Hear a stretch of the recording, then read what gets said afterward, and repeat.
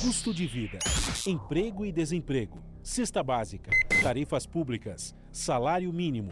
Agora, na Brasil Atual, a análise do DIEESE. E hoje nós conversamos com o Victor Pagani, que é supervisor do escritório do DIEESE em São Paulo. Bom dia, Victor. Muito bem-vindo aqui ao Jornal Brasil Atual. Tudo bem com você? Tudo bem, Rafael. Bom dia. Obrigado pela tua participação. A gente vai conversar com o Victor hoje sobre uma boa notícia. Din-din no bolso do trabalhador. Ministros do Tribunal Superior do Trabalho decidiram que o valor das horas extras pagas aos trabalhadores deve ser incorporado nos cálculos de pagamentos do 13º salário, do aviso prévio, das férias e do FGTS, o Fundo de Garantia por Tempo de Serviço. Essa decisão começou a valer no último dia 20, mas não tem efeito retroativo. Essa decisão, Victor, vai impactar de uma maneira muita vantagem. Os trabalhadores no Brasil realizam muitas horas extras, isso vai fazer uma diferença grande no salário das pessoas e principalmente nesses itens, 13º, aviso prévio, férias, fundo de garantia. Como é que você avalia essa decisão do TST? Bem, Rafael, é uma decisão positiva, né, que vai aumentar a renda dos trabalhadores e considerando que no Brasil há muita realização de horas extras, né?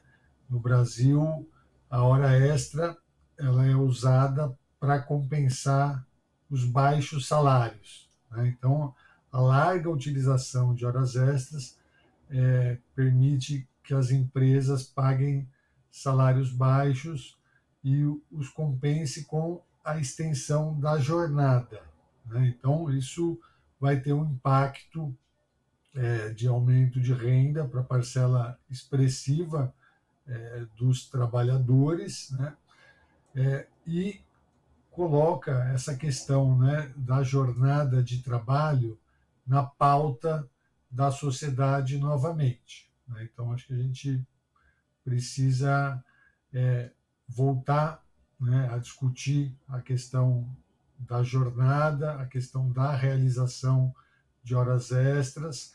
A gente vê alguns países do mundo caminhando no sentido de aprovar redução de jornada de trabalho, né? Então, novas formas de distribuição da jornada semanal de trabalho. E é importante que esse tema também seja discutido aqui no Brasil, né? A gente sabe que a redução da jornada e, inclusive, a limitação, né, a restrição de realização de horas extras tem um potencial de gerar empregos, né, além de aumentar a produtividade do trabalho e possibilitar que os trabalhadores tenham mais tempo para descanso, para estudar, para se qualificar, para conviver com a família, né? Então, é uma medida muito benéfica, né? Ela tem impacto, inclusive, de reduzir acidentes de trabalho, adoecimento profissional. Com isso, também reduz gastos públicos, né, com tratamento de doenças que podem ser evitadas se a gente reduz a jornada e melhora a qualidade de vida dos trabalhadores. Mas aí a gente também tem um outro artifício, né, Victor, que é o chamado banco de horas. Muitas empresas deixam de pagar, inclusive, hora extra e passam a fazer esse banco de horas. Isso também não tem muita supervisão, né, a não ser que tenha uma regulação a partir de acordos coletivos com os sindicatos, o que, mais uma vez, traz para a gente a importância da organização sindical, né? Exatamente, né? Porque a gente observa, desde que houve a última redução da jornada de trabalho legal no Brasil, que foi na Constituição de 88, reduziu a jornada semanal de 48 para 44 horas, mas essa redução ela foi, em certa medida, compensada pelo aumento da realização de horas extras, né? Então, a gente, inclusive, não teve a geração de emprego potencial por conta dessa substituição, né?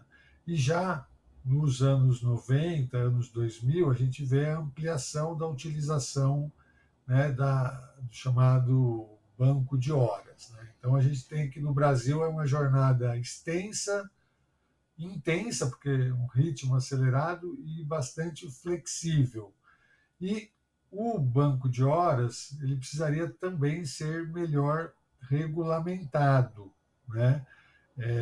E a gente precisaria, né, que sempre que ele fosse implementado, ele fosse negociado coletivamente com o sindicato dos trabalhadores, né? A legislação prevê isso, porém a reforma trabalhista introduziu ali a possibilidade de negociação individual para o banco de horas, caso a duração desse banco seja de até 6 meses, né?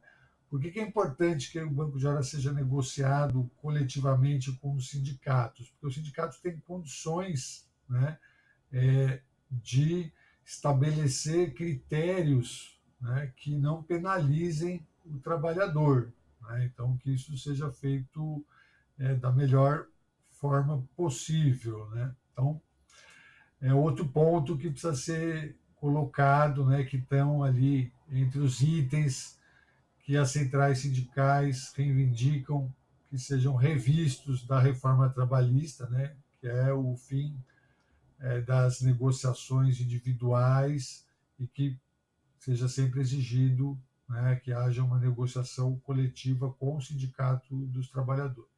Agora, Vitor, essa decisão do TST também não é muito tranquila, não é muito fácil para o trabalhador fazer o cálculo ou verificar se a empresa está pagando o que essa decisão determina, que é a incorporação nos cálculos dos pagamentos do 13º, do aviso prévio, das férias do FGTS, dessas horas extras trabalhadas.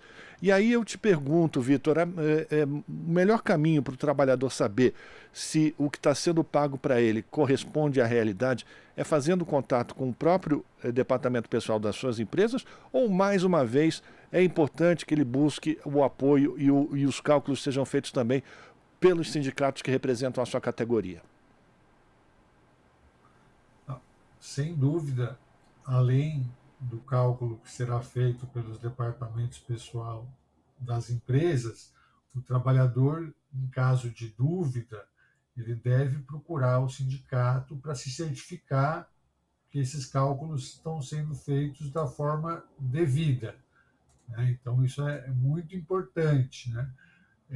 Que ele acompanhe regularmente, né? Que não espere só o momento do desligamento para fazer essa verificação, né?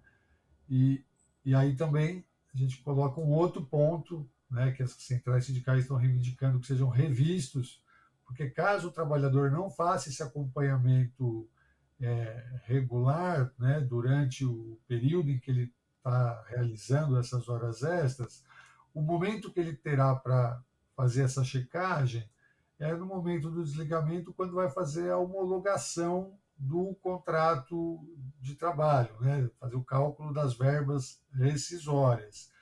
E isso, né, era obrigado a ser feito com a assistência do sindicato ou do Ministério do Trabalho, né, nos casos em que o trabalhador tem mais de um ano de empresa. A reforma trabalhista também alterou isso. Então, as centrais sindicais estão reivindicando que a obrigatoriedade da homologação nos sindicatos seja reestabelecida para que o trabalhador não tenha, né, seus direitos prejudicados no momento de uma rescisão de contrato de trabalho. Então, é outro ponto importante. E tanto na questão da hora extra, questão de banco de horas, pagamento de PLR, tudo que envolva direitos trabalhistas, a gente sempre orienta o trabalhador que procure o seu sindicato caso haja alguma dúvida, para que o sindicato, com o seu corpo técnico, seus funcionários, possa assessorá-lo e esclarecê-lo, tirar dúvidas, e se houver alguma irregularidade, notificar a empresa para que ela seja resolvida, né? Perfeito. Entrei aqui na internet, a Central Única dos Trabalhadores fez uma matéria sobre essa decisão do TST. Inclusive tem um exemplo de como realizar esse cálculo. As pessoas que tiverem interesse de acompanhar com mais detalhes, cut.org.br, tem uma matéria exatamente sobre esse assunto que nós estamos tratando aqui com o Vitor Pagani, que eu agradeço pela participação.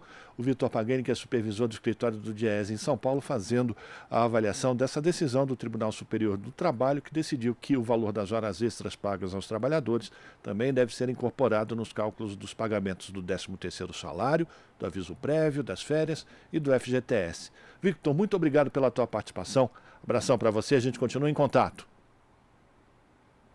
Obrigado, Rafael. Um abraço. Um abraço. Conversamos com o Victor Pagani, aqui no Jornal Brasil Atual. Você está ouvindo Jornal Brasil Atual. As notícias que os outros não dão.